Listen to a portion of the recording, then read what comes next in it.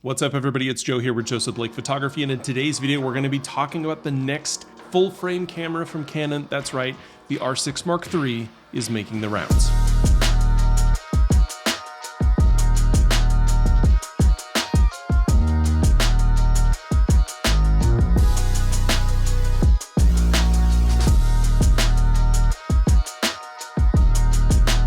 Hi everybody, I'm Joe. This is my channel, Joseph Blake Photography, where we talk about tech and gear and news and reviews, and we go out on adventures. So if you're a content creator, whether it's here on YouTube or anywhere else on social media, or maybe you're making stuff for clients, but if you are creating, then on this channel we talk about everything that relates to you. If that's something that you're interested in, go ahead and hit the subscribe button. And if at the end of the video you think that I've done a good job, I'd appreciate it if you hit the like button. Also, social media links all down below. Go ahead and find me on those other platforms, as well as on my website where I occasionally blog.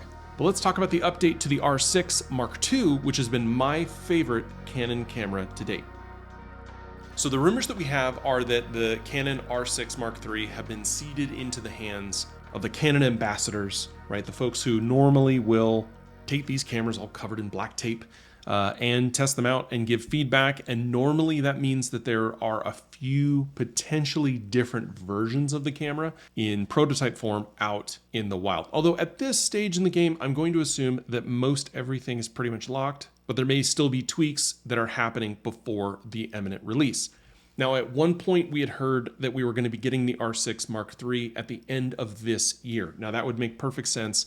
The R6, the 6 series, previously the 6D and the 6D Mark II, both cameras I owned, by the way, those are normally on a 2 or 3 year cycle, and we did get the R6 Mark II in November of 2022. How time flies. So November, December of this year, 2024, would make some sense, but considering the fact that really everything on the Canon calendar seems to have been pushed forward just a little bit, I think we might get this announcement towards the beginning of next year. Now, CP Plus is in February, but I don't think we're going to see it then. I think we'll actually see it before then. So the R6 line has never been the top resolution shooter. It has always been the affordable, lower resolution, but fast consumer prosumer camera that inherits a lot of its features and a lot of its technology from the top end.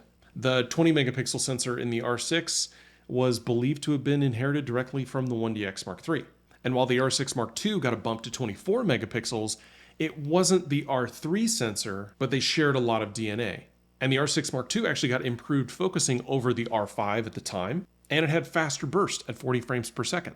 And while it didn't have all of the video features of the R5 or the R3, it did have oversampled 6K and 6K external recording. Overall, the R6 line has been designed as a great camera for professionals, an aspirational camera for enthusiasts, and an overall phenomenal piece of equipment for anyone who uses it. It's your jack of all trades but master of none that sits in your bag with super lightweight and amazing battery life.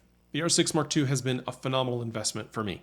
But now it's time to see what's next. So the pedigree of this camera has been, through its history, to inherit DNA from the big boys, the $4,000 and $5,000 and $6,000 cameras in the Canon lineup. And I really do think that this next revision will be the same, as the rumor is that it will be inheriting the 24 megapixel fully stacked backside illuminated sensor from the R3, which would not only be phenomenal from the standpoint of all the improvements that you get from that technology, but also the fact that that is a significant improvement in rolling shutter with a readout of 5.5 milliseconds. Combine that with the already in place 40 frames per second electronic that we get in the R6 Mark II, while not changing the resolution to limit the potential downsides in dynamic range. Which also means that I still think that we're going to have a 100 to 102,400 ISO range native.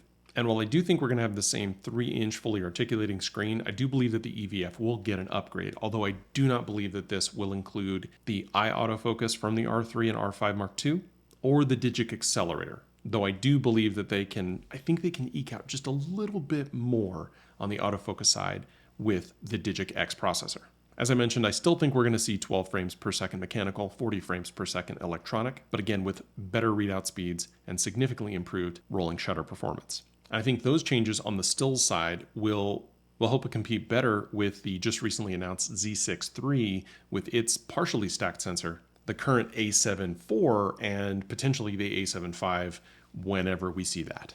I think those changes will just help position it in the market better at that $2,500 to $2,800 price point. On the I/O side, I definitely think that we're going to see an upgrade to full-size HDMI. And I think they will replace one of the SD card slots with a CF Express slot. And there's a reason for that, because I think they're going to unlock the 6K in camera. So at 24 megapixels, you can shoot 6K. The R6 Mark II can shoot 6K RAW with an external recorder via HDMI. And the reason for that limitation, the reason I can't record it to the card, is because the card can't handle it. But adding CF Express allows us to get full access to the 6K sensor. And I think it'll be more than just RAW. I think we'll also get some other codec options, though nothing as comprehensive as what we have on the R3 or the R5. And I do believe, honestly, that they will keep the video recording to IPB, and I do not think that we will be getting all I. But on the codec side of things, I do not know if they will give us C-Log 2, but that is a hope. And on the frame rate side of things, I definitely think they're going to bring 4K 120 and Full HD 240 into the mix, though I don't know if we're going to be getting sound out of those. And some of the rumor sites are indicating that there's an additional button on the top of the camera, but not the full top screen like we have on the R5, the R3, the R1, and that they might be throwing a few extra features at this camera. So an upgrade to the sensor and some of the I/O, and that really does bring it in line with its current competitors from Sony and Nikon.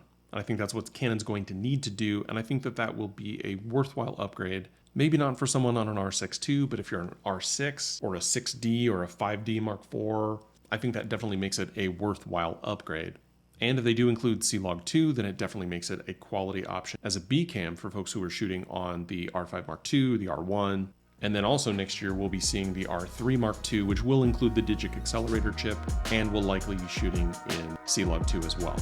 So that's what we know, that's what we think, that's what we hope. If that's the kind of thing that you're into, go ahead and hit the subscribe button. If you thought this video was helpful for you, go ahead and hit the like button. Obviously, you can find me on all the social media platforms down below. Thanks for watching, and I'll see you in the next one.